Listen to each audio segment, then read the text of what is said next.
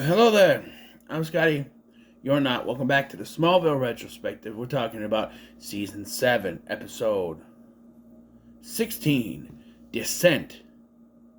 No. Rewind that. Season 7, Episode 15. 15, Veritas. Future me.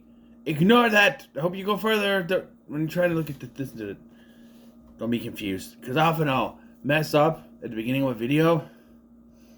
Then we keep it in the recording. And then I'll, click the video and it'll say this. And I'm like, what? And then I'm like, did I mess up? And I gotta watch it. So, yes, this episode was okay. We're heading towards the back end of the season now. We're getting towards the end. There's only 20 episodes this season, which is a plus, I think.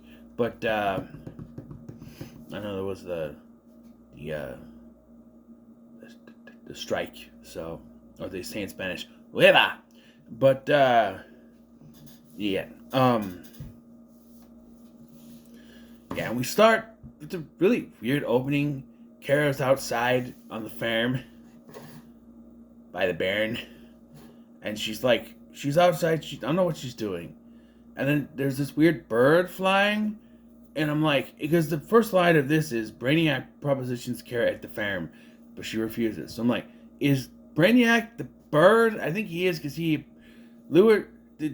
follows this bird into the barn where she meets Brainiac, who, she doesn't know who he is, and he's like, well, I know who you are, I know who your cousin is, blah, blah, blah. And he says he needs her help to do something. We don't know what yet. I do. I remember what it is, but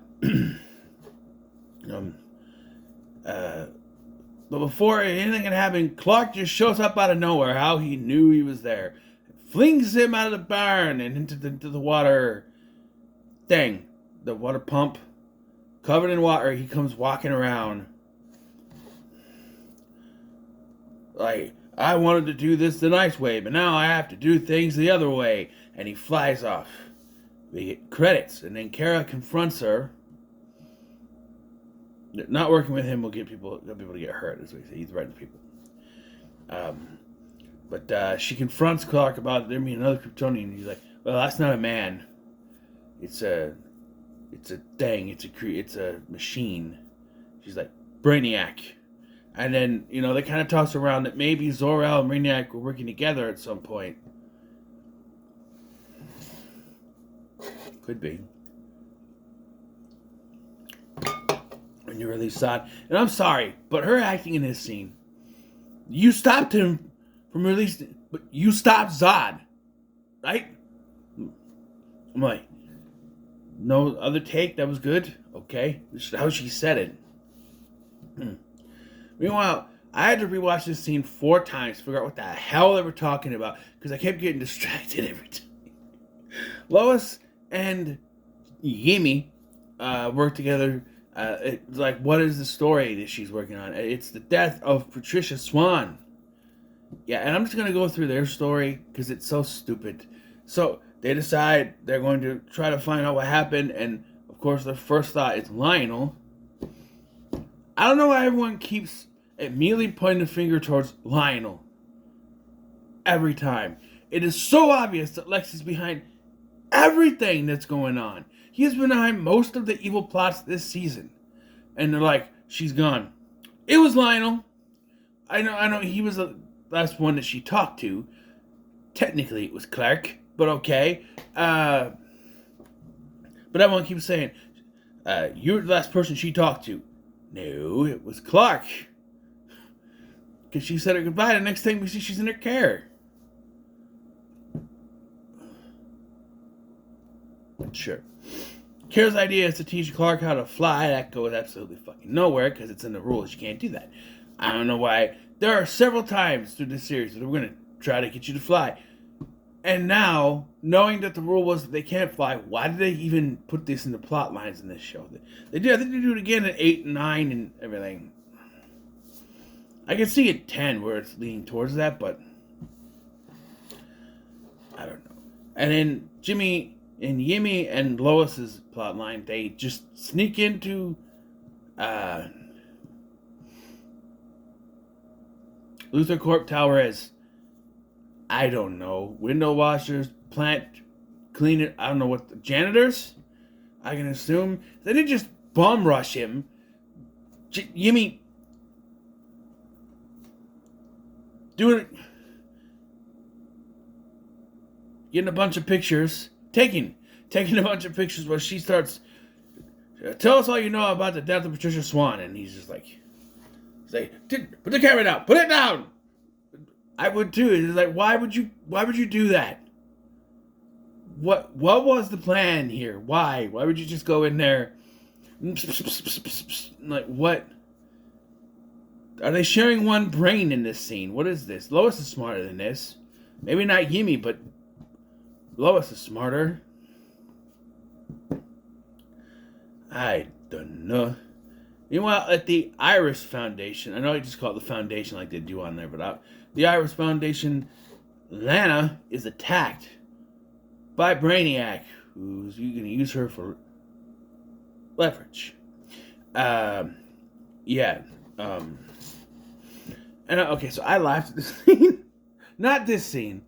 The next scene, where Clark is talking to Chloe at the planet, and she's hacked into some kind of server, which will pay off in a couple episodes, story-wise. I'm wondering, how come no one's catching all these hacks she's doing? We'll get to it in the episode Sleeper. We'll get to it.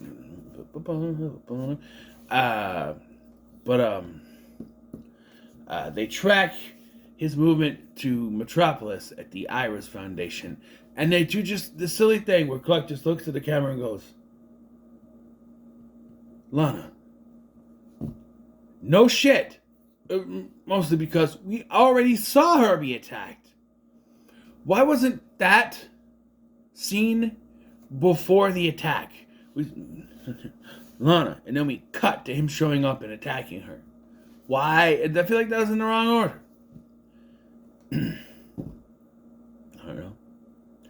I don't know.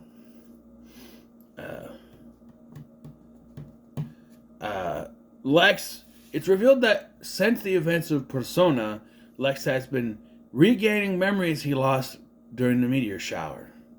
So, like, stuff from before the meteor shower that connected to Veritas, which explains how he had no idea, which explains the retconning of these Veritas events. Oh, Lex just didn't remember it.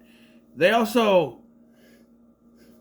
decide to pull a James Bond reboot and just everything that Lionel's been doing since season 1 with the stones and all the stuff with the caves, all connected to Veritas. Because let's just retcon that all into existence. The caves it makes sense. It does. But yeah, I guarantee at season 1 there was no such thing as Veritas. And they do kind of retcon stuff here too, because you see he's spying. We get young versions of Edward Teague and Robert Queen talking to him about something that can control the Traveler. And Lex happened to be like hiding in like a closet or something and saw through a grate what's going on. Then another flashback, we get him peeking to his father's door as he's talking. We find out about the Queen's deaths, and it is very heavily implied that Lionel's behind it because he's like, the Queens, they're both pronounced dead. And their son, Oliver, away at boarding school. Although he's supposed to be on that boat with them and lost on an island, but I guess in this version he was just not there. Though I argue, if he was not there, how did he... I thought the story from the comics was he was on an island. What is... Like, how did he do the archery thing and all that and want to get... Because the whole thing of him becoming an arrow started off as vengeance for his parents' death. Which in this version, it's both parents and not just Robert. I don't know. I thought he was with them. In the comics and everything, I don't know. Then he asks, and the locket that Mr. Queen has. It's right here. So obviously, if they got it, obviously he caused that, or they picked it off the bodies when they found them. Did they found the bodies? I don't know, but yeah. And so that's where like, okay, my father has the other one because they got the one from they got Swans, and they like because the first one gives us the location of Zurich, so he has his assistant trace it down, and it's like, oh, it needs 2 keys, and oh, my father has the other key. So yeah, but we don't get that in this episode. When Clark arrives at the Iris Foundation, he finds Lionel, which is no good for Lionel because they already believe he's behind it, and Lionel can't be found. Although it is proven it is Brainiac, but and he tries to tell Clark that something's gonna happen. He's not listening. He doesn't believe him, and he tries to give him the locket, but he doesn't want it. And then he leaves like a note, which Lois and Yimmy find for some reason that shows incriminating photos that Lex is behind all of this. So if he had the photos, when he go, oh, you think it's me? Here, look, it was Lex. Why didn't he just go, oh yeah, I have proof. It wasn't me. Clark, look, Lex did it. And he couldn't have snagged one of those photos because one of the next scenes, he goes to see Chloe. And Chloe also doesn't believe him. And he warns of something terrible is coming. And I'll tell you right now, that's nothing to do with the end of this season. Because I believe it has to do with the bad guy of next season, which will make a lot of sense. Especially if you know the comics and certain things and villains that Superman fights in the comics. Which is why after this season it starts to feel more like Superman without Superman. Because you're putting in iconic villain stuff that shouldn't happen till he's Superman.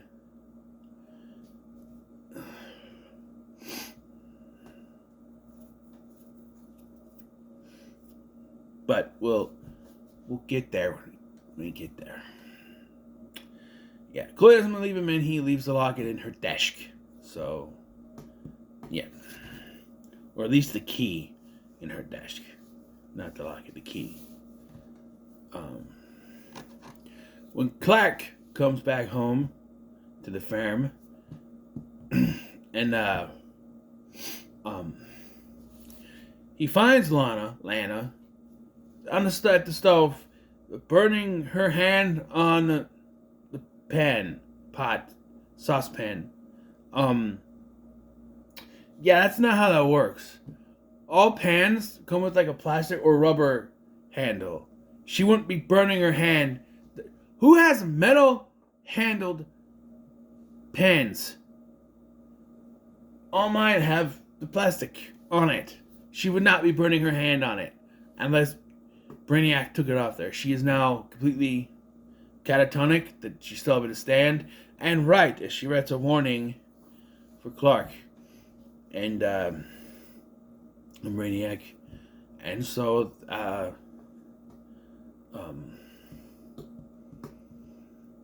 to save Lana, Kara agrees to help Brainiac, and they have to take Lana to a clinic.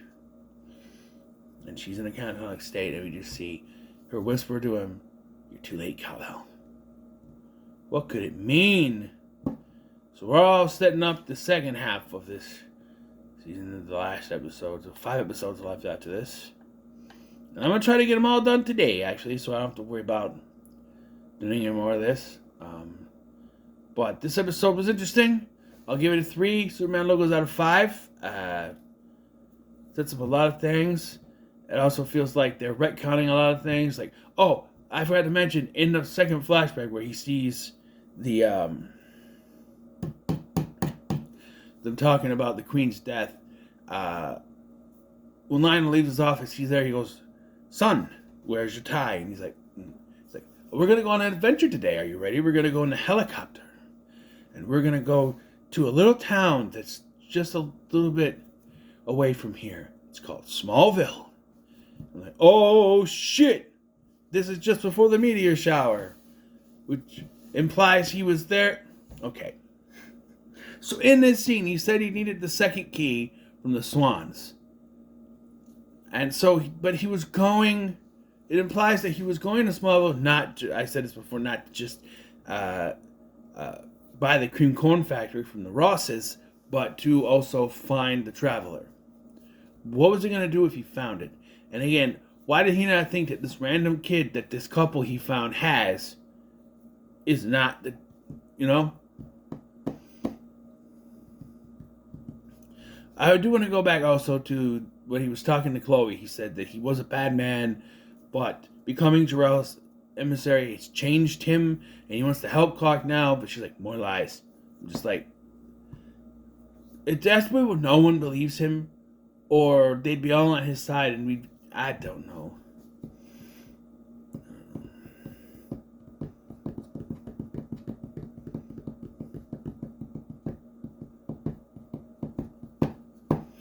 Yes. So yeah, that's it. So what are your thoughts on this episode? Leave comments, like, share, subscribe. Thanks for watching. I'm Sky, and I'll see you in the next one.